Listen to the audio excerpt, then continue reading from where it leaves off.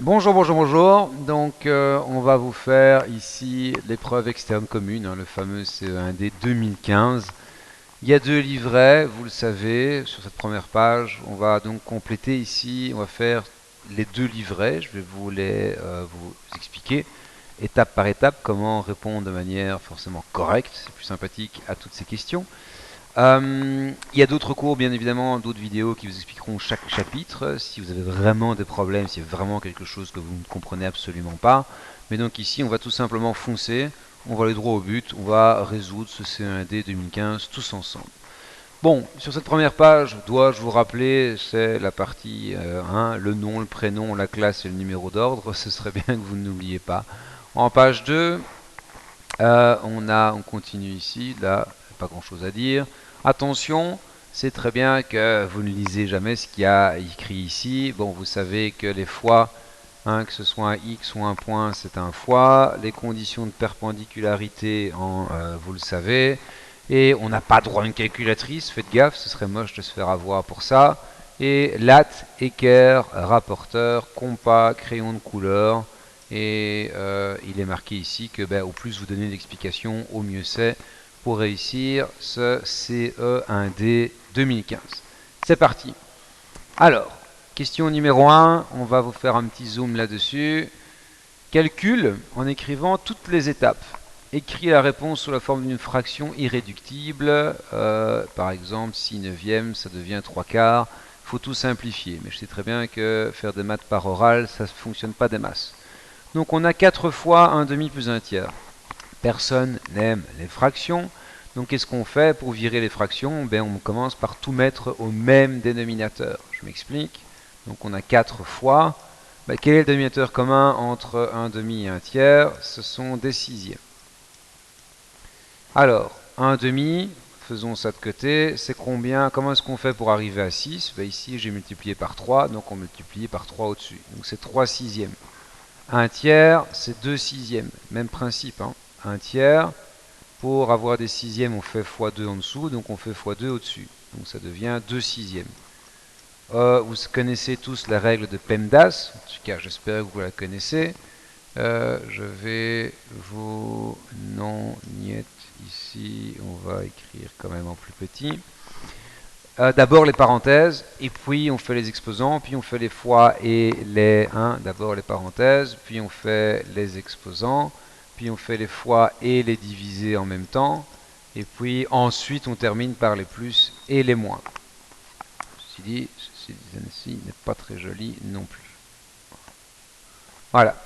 Alors, 3 demi plus 3 sixièmes plus 2 sixièmes, ça fait 5 sixièmes. Maintenant qu'on a ceci, eh bien on multiplie, donc ça fait 4 fois 5 sur 6, ça fait 20 sixièmes. Ici, vous n'aurez pas la totalité des points puisqu'il est marqué une fraction irréductible. Or, bon, franchement, 20 sixièmes, il faut quand même voir qu'on peut simplifier par 2 au-dessus et en dessous, ce qui nous donne 10 tiers. Et là, c'est bon. Deuxième question de cette question 1, deuxième partie. De nouveau, PEMDAS, est-ce qu'on a des parenthèses? Non. Est-ce qu'on a des fois et des divisés, des exposants? Non. On a bêtement des plus et des moins, donc on va mettre tout ça ensemble. Mais d'abord, dans un premier temps, on a des fractions, on n'aime pas ça. On a un quart, on a un cinquième. Quel est le PPCM entre 4 et 5? C'est 20. On va tout mettre sur 20. Comment est-ce qu'on fait pour avoir 20 ici? On multiplie par 5 en dessous, donc on multiplie par 5 au-dessus. Ça fait moins 5. Comment est-ce qu'on fait pour avoir 20 ici en dessous? Je multiplie par 20 en dessous, donc je multiplie par 20 ici au-dessus. Donc ça devient 40 vingtièmes. Ici, on doit multiplier par 4 en dessous pour avoir 20, donc on multiplie par 4 au-dessus. Ça fait 16 vingtièmes. Donc il nous reste moins 5 vingtièmes, plus 40 vingtièmes, moins 16 vingtièmes. 40 moins 16, ça fait 24, moins 5, ça fait 19 vingtièmes. Et là, est-ce que cette fraction est irréductible? Écoutez, oui, elle est irréductible. 19 est un nombre premier, donc on ne sait rien faire du tout avec cela. Si on passe, question numéro 1, c'est fait. Donc là, c'est la première partie. Il faut avouer que ça commence de manière relativement plus relaxe. Deuxième partie, question numéro 2. Vous avez, on est en page 4 ici sur 36. On sait que A vaut moins 4. Et donc on vous demande de calculer moins A carré. Alors attention, attention ici. Première remarque très importante, moins A carré, ce n'est absolument pas la même chose que moins A au carré. On remarque que c'est la même chose que moins et que c'est que le A qui est au carré. Donc moins A carré, c'est la même chose que moins 4 au carré. Moins 4 au carré, ben c'est moins 4 fois moins 4, ça fait 16. Donc la réponse, c'est moins 16. Moins A au cube, même chose. On a un cube, on n'y touche pas pour l'instant. On remplace A par moins 4. Donc ça fait moins 4. Tout bon élève sait bien que moins par moins, ça fait plus. Si vous éteignez 2 fois votre téléphone, eh bien il est allumé. Si je dis à vos parents que vous êtes moins mauvais en mathématiques après cette session, eh ben, ils seront moins mauvais, ben, vos parents seront contents. Moins par moins égale plus. Donc moins par moins 4, ça donne plus 4 au cube. Et 4 au cube, c'est la même chose que 4 fois 4 fois 4. Et faites ça relax dans votre tête. Vous avez un peu de temps pour ça, ça donne 64. Voilà pour la question numéro 2. Maintenant, on attaque la question numéro 3. C'est à nouveau, on est toujours dans la phase, dans le premier livret ici, au début, c'est toujours la phase calcul.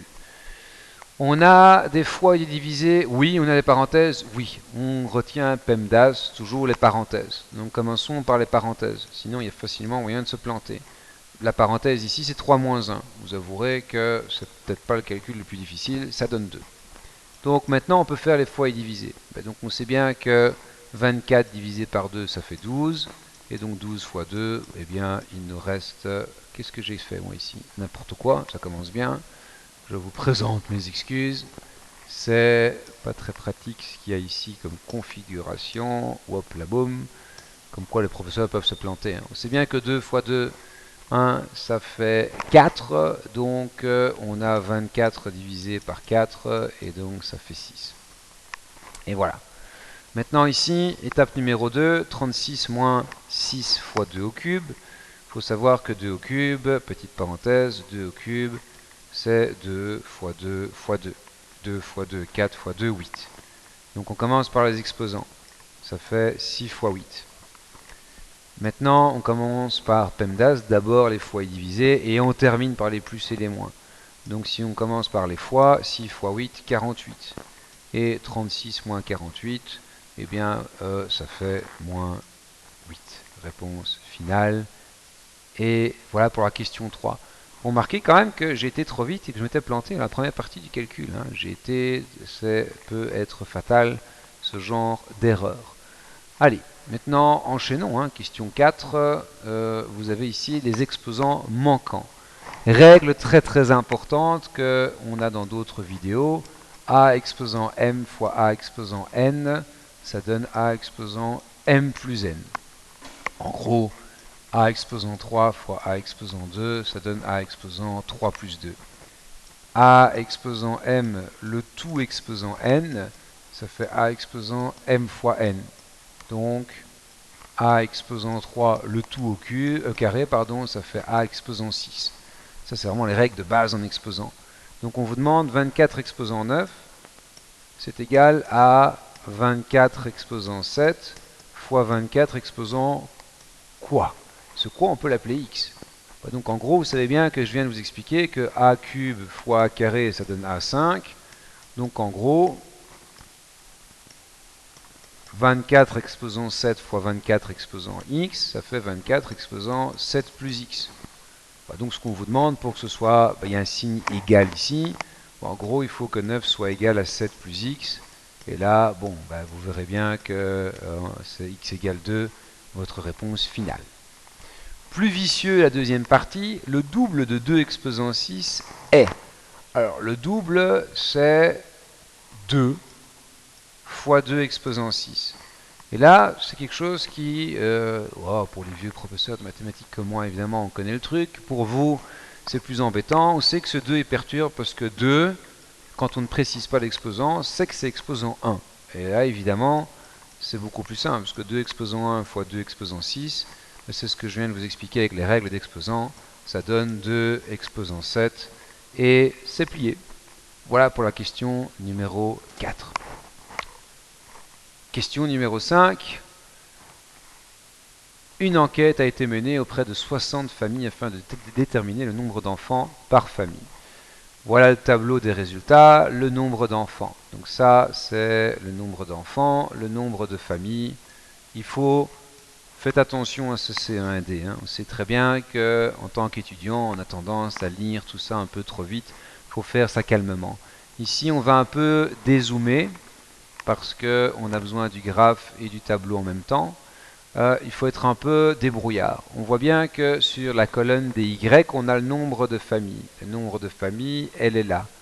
Là, on a une échelle à respecter.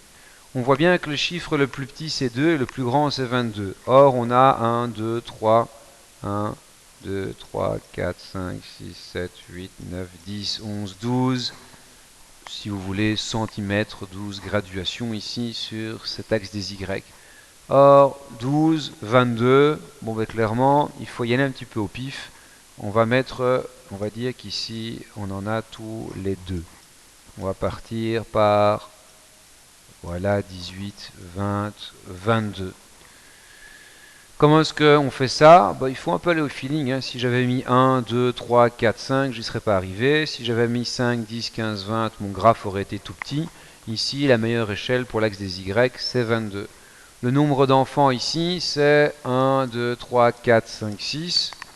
Donc, je vais mettre 1, 2, 3, 4, 5 et 6. Construire l'histogramme, écoutez, combien est-ce que d'enfants, quand on a le nombre d'enfants ici, combien de familles ont un enfant? Eh bien, il y en a 8. Donc, on va traduire et tracer ceci avec votre magnifique latte. Forcément, ce sera beaucoup plus joli. Et ici, d'ailleurs, on veut un diagramme en bâtonnet. Donc, vous devez juste me tracer cette partie ici et pas me faire comme moi qui vais trop vite ici, me tracer cette partie-là, niet. Donc, combien de familles ici de familles ont 2 enfants? Eh bien, il y en a, boum, boum, boum, boum, boum, boum, boum, boum, 22. Combien de familles là pour le nombre d'enfants de 3, c'est 16. 4, c'est 8.